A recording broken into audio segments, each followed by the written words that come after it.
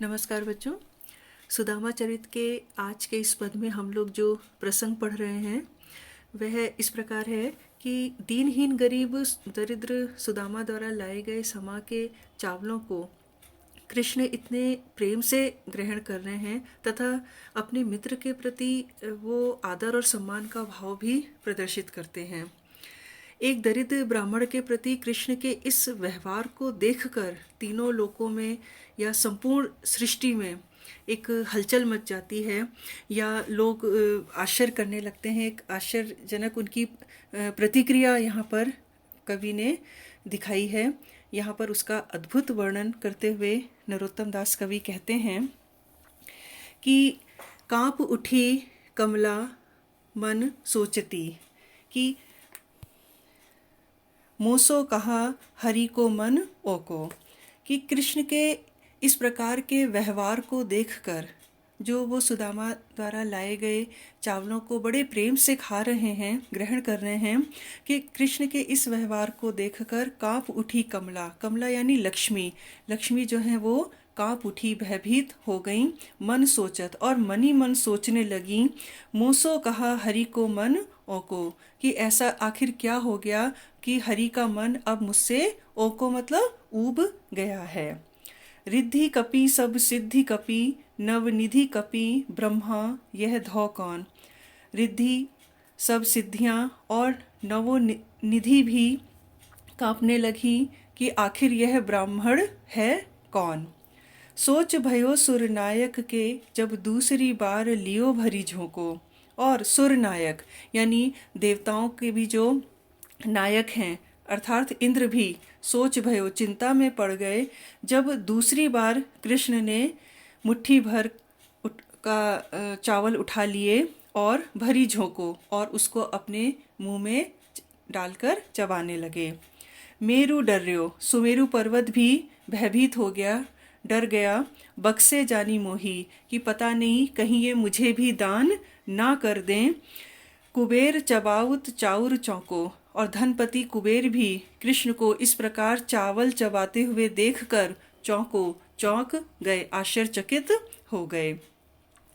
कृष्ण को इस प्रकार व्यवहार करते हुए देखकर कवि आगे कहते हैं कि हुल हीरा में सब कानन पड़ी है टेर, भेटत सुदामे श्याम चाबई न अघातई, कि भेटत श्यामे, कि सुदामा से भेंट करते, उनसे मिलते, उनसे मिलन करते ही अपने मित्र से श्याम यानी कृष्ण उनके द्वारा लाए गए चावलों को खाते हुए अघा नहीं रहे हैं, अर्थात तृप्त नहीं हो रहे हैं, संतुष्ट नहीं हो रहे हैं।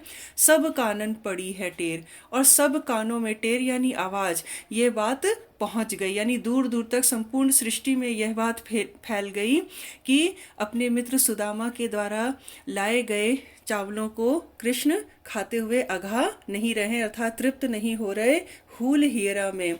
और इससे सभी के हृदय में पीड़ा, हूल यानी चुभन, पीड़ा का अनुभव होने लगा। इसके पीछे भाव ये था कि कृष्ण जो चावल चबा रहे थे अर्थात वो सुदामा को वैभव संपन्न करते जा रहे थे। कहे नरोत्तम रिद्धि सिद्धिन में शोर भयो, कवि नरोत्तम दास कहते हैं कि रिद्धि सिद्धि में यह देखकर शोर भयो यानी हलचल, चिंता व्याप्त हो गई। ठाड़ी थरहरे, और वो एक ही स्थान पर खड़ी होकर भय से कांपने लगी। और सोचे कमला तहीं, और कमला लक्ष्मी भी वहां पर चिंता में पड़ गईं।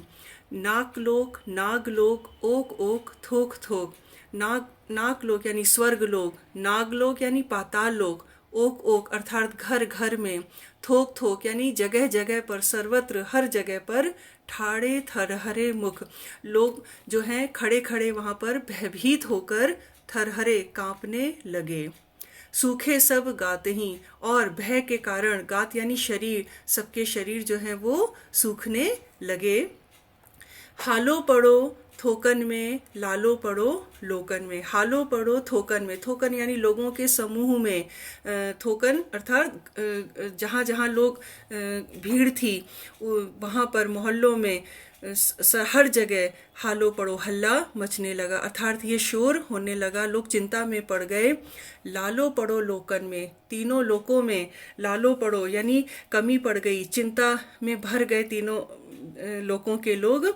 चालो पड़ो चक्रन में, चाउर चबाते ही, और चालो पड़ो कंपन होने लगा, घबराहट मच गई, चक्रन यानी चारों दिशाओं में, चारों दिशाओं में कंपन व्याप्त हो गया, चाउर चबाते ही, कृष्ण के चावल चबाते ही, अर्थात संपूर्ण सृष्टि में जिस प्रकार की हलचल व्याप्त हुई या प्रतिक्रिया हुई, यहाँ पर कवि ने उसका बड़ा ही अद्भुत वर्णन किया है। धन्यवाद बच्चों, आगे इसके अगले क्रम में।